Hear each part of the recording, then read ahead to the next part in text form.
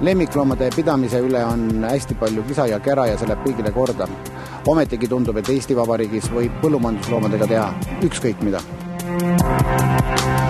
Tundub tõesti, et toiduahelas olevate loomade heaolu ei lähe paljudele korda.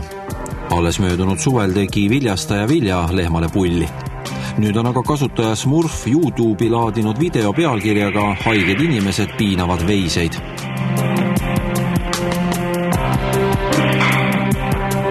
Videos näeme, kuidas Maarjamaal tegelikult kariloomadega ringi käiakse. Kallur tõstab kasti üles ja loomad pudenevad lihtsalt maapinnale nagu killustik. Oma viga kui kukkuda ei oska ja kondid murrad, siis lähevad kohe ka tapalavale.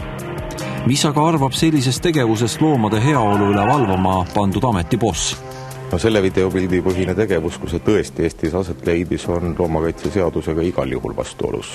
Tegu on loomale kannatusi põhjustavat ja looma suhtes lubamatu teoga, mille eest on ette nähtud üsna korralikud karistused.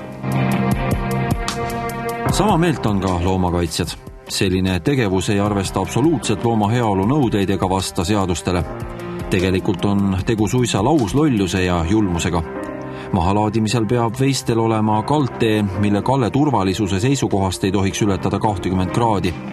Lisaks on soovitav ka loomade ja libastumise vältimiseks ristalad panna, aga jah, keda see ikka kotib? Loomakaitsjatele teadaolevalt on video salvestatud loo Aleviku lähistel oleva lehmalauda juures.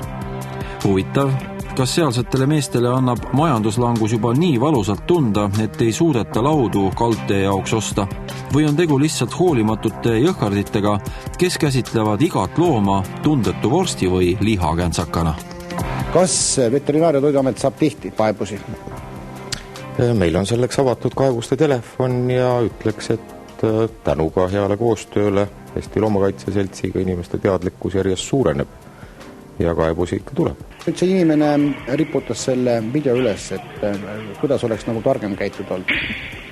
No eks see tegu ongi selles mõttes suhteliselt küüniline, et keegi on kogu seda tegevust filminud, on ta üles riputanud, aga paraku nii nagu Eesti elus viimastel aegadel tihti ette tuleb, siis usutakse ja loodetaksegi taevaste vägede, televisiooni, ükskõik milliste jõudude peale, aga ei anta sinna, kust tegelikult abi kõige kiiremini tuleks, ehk lähimas maakonna veterinaarkeskuses.